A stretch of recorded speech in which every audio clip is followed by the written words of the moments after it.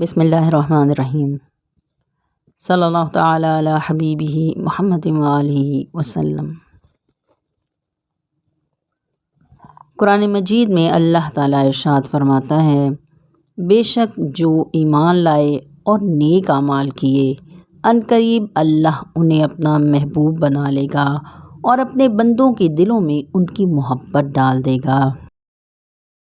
سربراہ سلسلہ عظیمیہ الشیخ خواجہ شمس الدین عظیمی صاحب فرماتے ہیں کہ ذہنی یکسوئی حاصل کرنے کا ایک مؤثر ذریعہ کسی کے ساتھ ذہنی وابستگی ہے۔ جب یہ ذہنی وابستگی کسی انسان کے ساتھ ہوتی ہے تو یہ عشق مجازی کا روپ دھار لیتی ہے، اور جب یہ ذہنی مرکزیت خالق کائنات یا کسی روحانی انسان یعنی مرشد کے ساتھ ہم رشتہ ہو جاتی ہے تو اس کا نام عشق حقیقی ہے۔ عشق حقیقی اولیاء اللہ کا مسلک ہی نہیں بلکہ مقصد حیات ہوتا ہے۔ عشق حقیقی کی انتہا توحید ہے، یعنی توحید عشق سے حاصل ہوتی ہے۔ پاکستان کے صوبہ پنجاب کے شہر جھنگ کی سرزمین حسن و عشق، انوار و معرفت کی سرزمین ہے۔ حضرت مجدد الافسانی رحمۃ اللہ علیہ نے بھی جھنگ کی سرزمین کو اپنے بابرکت قدموں سے نوازا۔ حضرت سلطان باہو رحمۃ اللہ علیہ کی ہو کی گونج نے بھی اس خطہ ارضی کو شاد آباد کیا۔ اس شہر کی ایک وجہ شہرت ہیر رانجھا کا مزار بھی ہے۔ ہر سال 8 سے 11 محرم کو یہاں ان کا عرس منایا جاتا ہے۔ ہیر رانجھا کے مزار پر صحت اور لمبی عمر کی دعائیں نہیں مانگی جاتی، صرف عاشق اور دل والے اپنی مرادیں مانگنے آتے ہیں، اور نہ صرف پنجاب بلکہ پورے پاکستان سے لوگ یہاں آتے ہیں۔ مزار پر رنگ برنگ کے دھاگے باندھتے ہیں اور دیے جلاتے ہیں۔ اس مزار پر کوئی گدی نشین نہیں ہے بلکہ یہ محکمہ اوقاف کے ماتحت ہے۔ ہیر سیال کا خاندان جھنگ میں رہائش پذیر تھا۔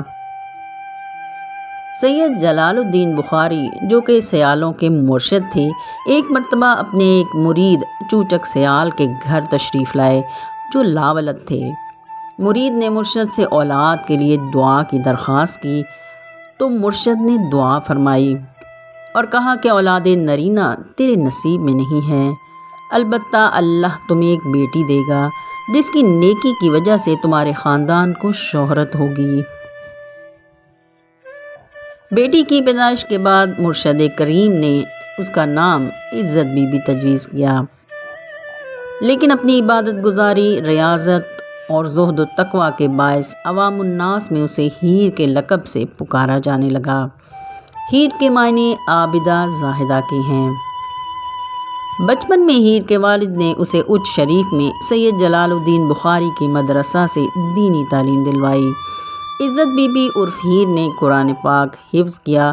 سید جلال الدین بخاری نے عزت بی بی کے باطن کو روشن اور مصفا پایا تو جلد سلوک کی منازل بھی طے کروا دیں اور اسے خلافت بھی عطا کر دی۔ خلافت اسے ہی عطا کی جاتی ہے جو اس کا حقدار بھی ہو۔ تخت ہزارہ ضلع سرگودا کے مشرق میں دریائے چناب کے کنارے پر آباد ایک خوبصورت سرسبز اور خوشحال قصبے کا رہنے والا تھا۔ 4 بھائیوں میں سب سے چھوٹا تھا۔ والد کے انتقال کے بعد شادی شدہ بھائیوں نے اسے جائیداد سے کوئی حصہ نہ دیا۔ مراد بخش رانجھا سیر و سیاحت کا عادی اور بانسری بجانے کا شوقین تھا۔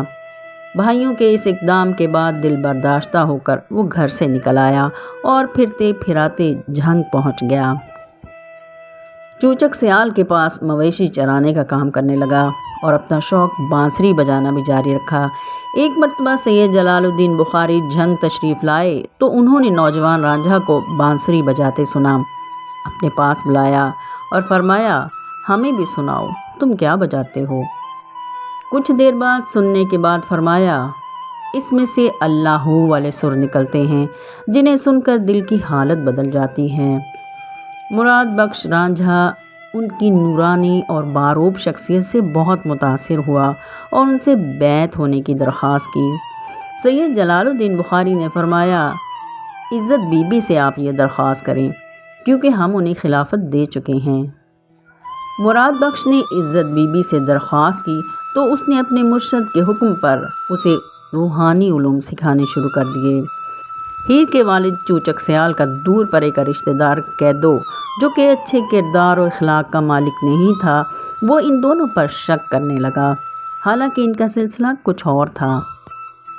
کیدو نے خاندان بھر میں جھوٹی باتیں پھیلانی شروع کر دیں تو چوچک سیال نے اسے اپنے گھر آنے سے روک دیا۔ کیدو اپنی بے عزتی پر عداوت اور دشمنی پر اتر آیا اور عزت بی بی اور مراد بخش رانجھا کو قتل کرنے کا منصوبہ بنایا۔ وہ اپنے چند سا آدمیوں کو لے کر ان کو قتل کرنے کے ارادے سے پہنچا تو اس جگہ جہاں آج یہ مزار ہے، دونوں نے اللہ سے دعا کی، زمین پھٹ گئی اور ان دونوں کو زمین نے اپنے اندر جگہ دے دی۔ زمین پھر سے برابر ہو گئی۔ جو لوگ ان کو مارنے کے لیے آئے تھے وہ حیران رہ گئے کہ آج تک ایسی کرامت نہیں دیکھی۔ اس جگہ پہلے کچی قبر بنا دی گئی۔ کئی سالوں تک یہ جگہ اسی طرح رہی۔ ایک مرتبہ بہلول لودھی بادشاہ اپنی فوج کے ہمراہ یہاں سے گزرا۔ رات کو اس نے اس جگہ قیام کیا۔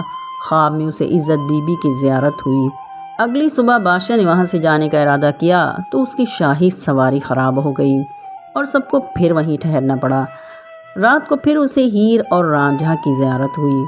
انہوں نے کہا، یہاں مزار کی تعمیر کروا دو۔